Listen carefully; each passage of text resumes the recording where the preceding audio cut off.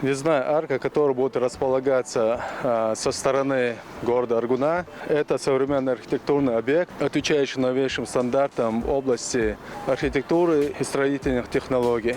Идея реконструкции арки принадлежит нашему бывшему мэру города Грозного, а ныне руководителю администрации главы правительства Чеченской Республики Закриеву Якубу Салмановичу.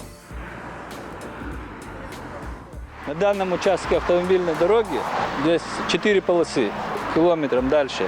Там шестиполосное движение. Вот особенно в часы пик, утреннее и вечернее время, здесь образовывается большая пробка. В связи с этим руководством республики принято решение однозначное расширить существующую автомобильную дорогу до 6 полос.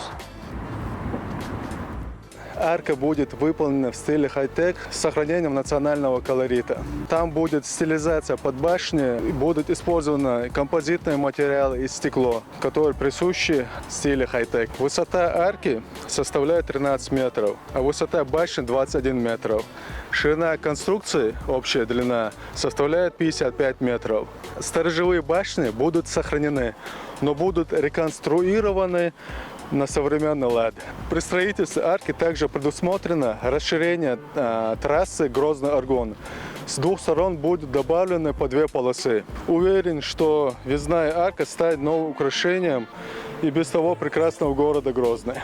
Совсем скоро арка, которая находится за моей спиной, прилегающая территория, изменится, что приятно удивить не только жителей региона, но и гостей столицы.